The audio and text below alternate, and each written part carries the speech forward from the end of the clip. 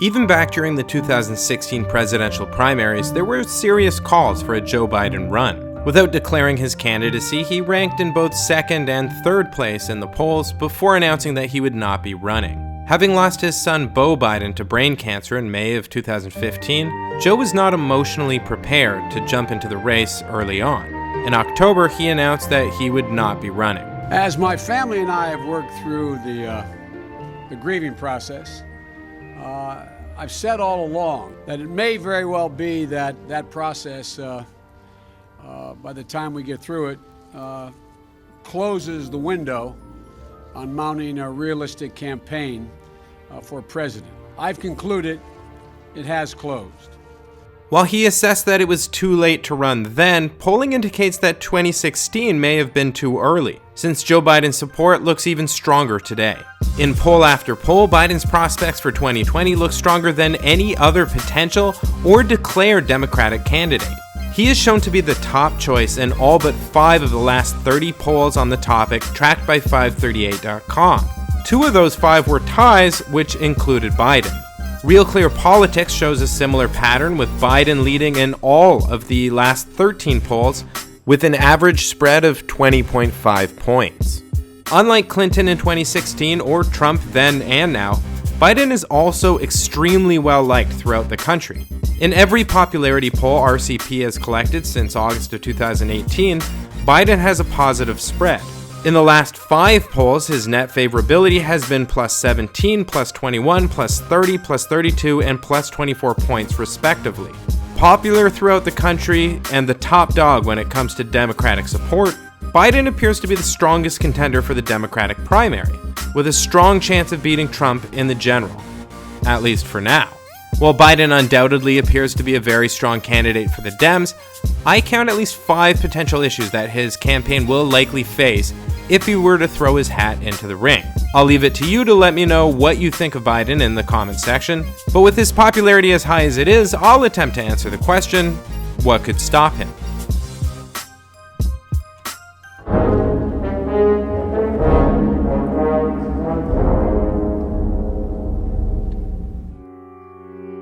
Currently, Joe Biden is probably best known as the former vice president who might have won in 2016 but did not because of a family tragedy.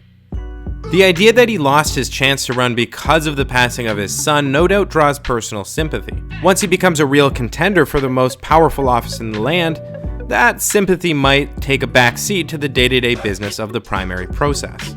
The reality is that Joe Biden has been out of the political spotlight since 2016, and for 8 years prior to that, he was in the spotlight, but in a position that doesn't exactly draw serious scrutiny. The vice presidency is a mostly symbolic job. Unlike Dick Cheney, Biden was a fairly typical VP, who mostly played the role of Obama's mascot. This has been a particularly beneficial situation for Joe since Obama, by some measures, is even more popular than he is. While the January 2019 Harvard-Harris poll found that 56% of Americans have a favorable opinion of Biden, Obama is favored by 59%. A previous Harvard-Harris survey found that the most common self-identification of Democratic voters was Obama Democrat, a label more popular than liberal Democrat, moderate Democrat, or environmentalist. Embarking on his own presidential campaign will mean being judged on his own merits, by his own platform, his own words, and his own capabilities. And if history is any judge, Biden is not particularly good at running for president.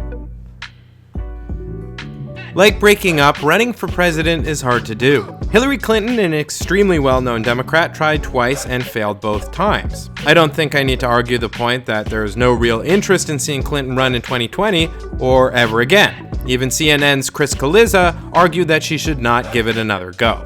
Democrats should be rooting very hard against another presidential bid by Clinton. Joe Biden has also had 2 failed runs.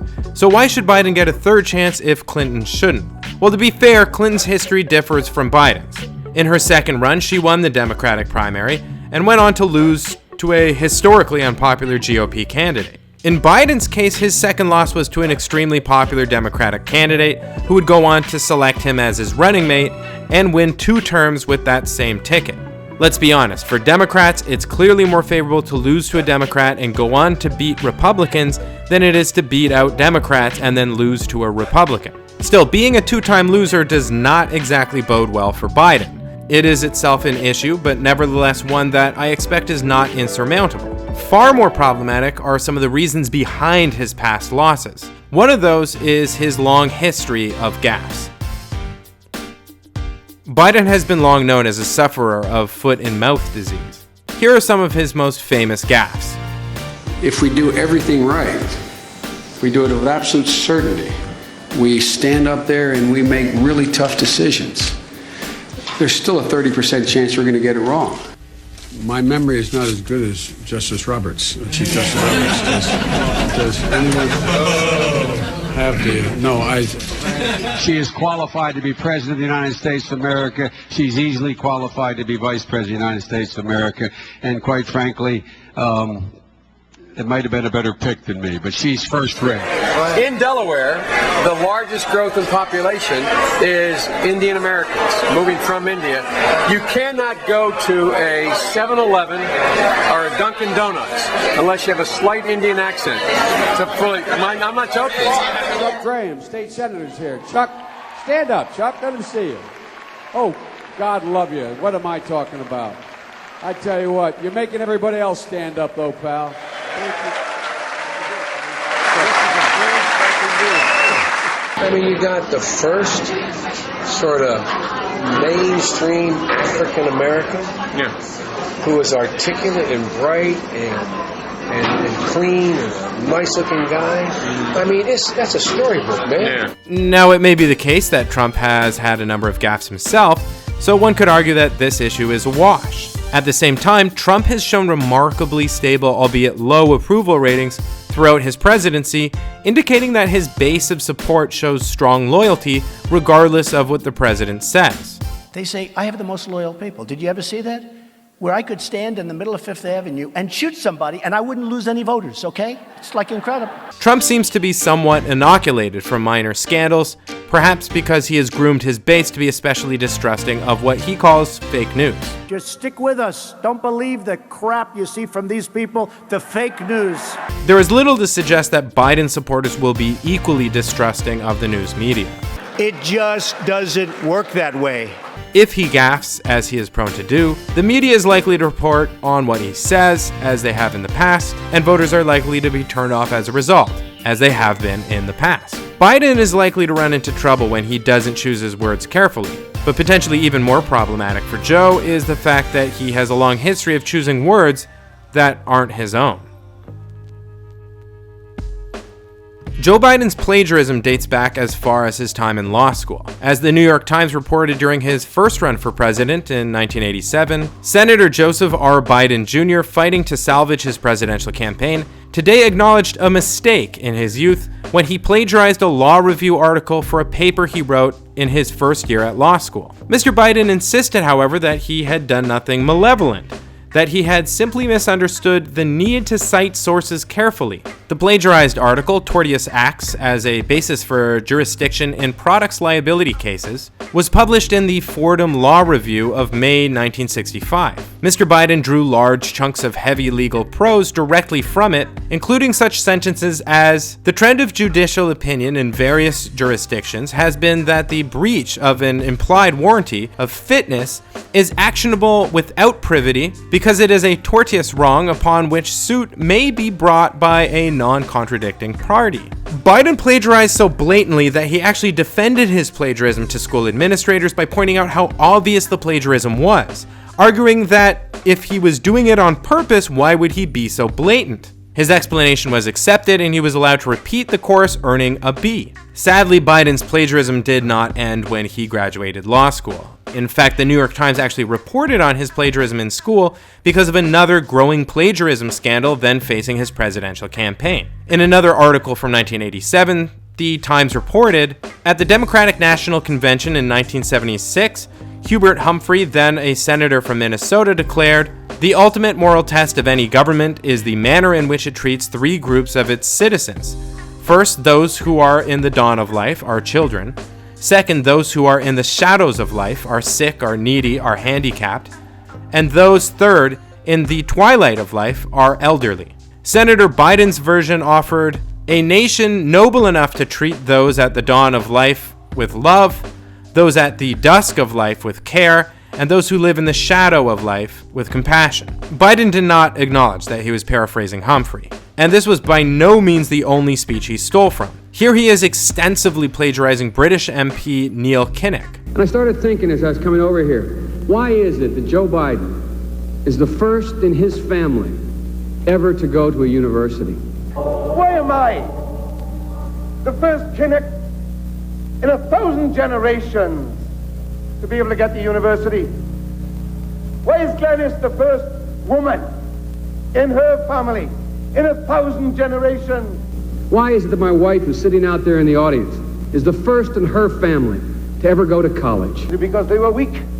Those people who could work 8 hours underground and then come up and play football. Weak. My ancestors who worked in the coal mines in northeast Pennsylvania and who come up after 12 hours and play football for 4 hours. Now you'd think going across the pond to find someone to plagiarize might indicate that he was really learning to be less obvious, but he plagiarized from some big names in America too. Here's him taking words from Bobby Kennedy. But this standard is not a measure of how we can evaluate the condition of our society.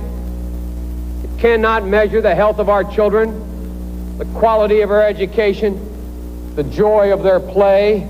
Yet the gross national product does not allow for the health of our children, the quality of their education, or the joy of their play. He even borrowed from John F. Kennedy's 1961 inauguration speech. That our generation of Americans will pay any price, bear any burden, accept any challenge, and meet any hardship. That we shall pay any price, bear any burden, meet any hardship, support any friend, oppose any foe, to assure the survival and the success of liberty. This was not exactly an obscure speech. You may be familiar with what he said toward the end. Ask not what your country can do for you. Ask what you can do for your country. Yeah.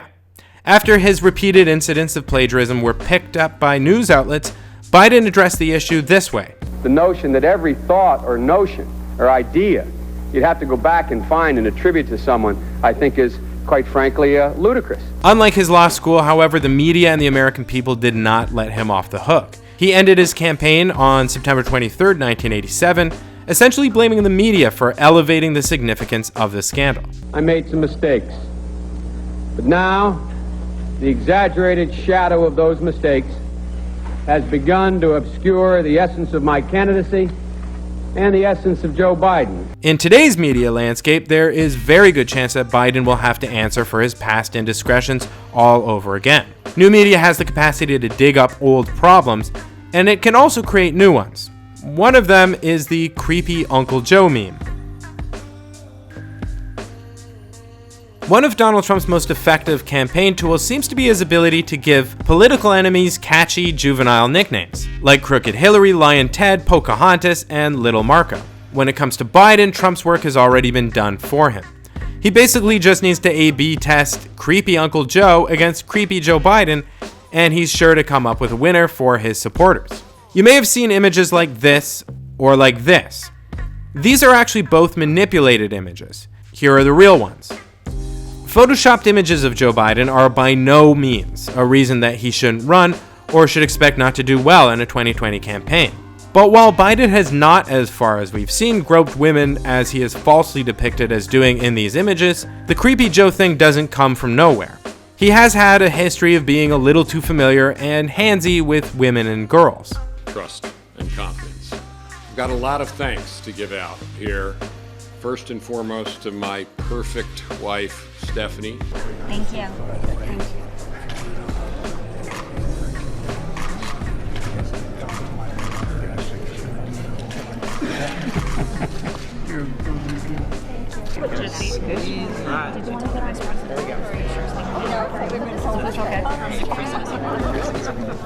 The website Know Your Meme noted the emergence of the inappropriate Joe Biden meme with a submission in 2015. Although Google Trends data indicates search terms like Joe Biden creepy and creepy Joe Biden are far more common. Now let me be clear, I strongly doubt he had any malicious intent with any of this stuff, but you have to admit it is uncomfortable to look at. It's also totally valid to argue that Trump has been far and away much creepier than Biden, bragging about grabbing body parts.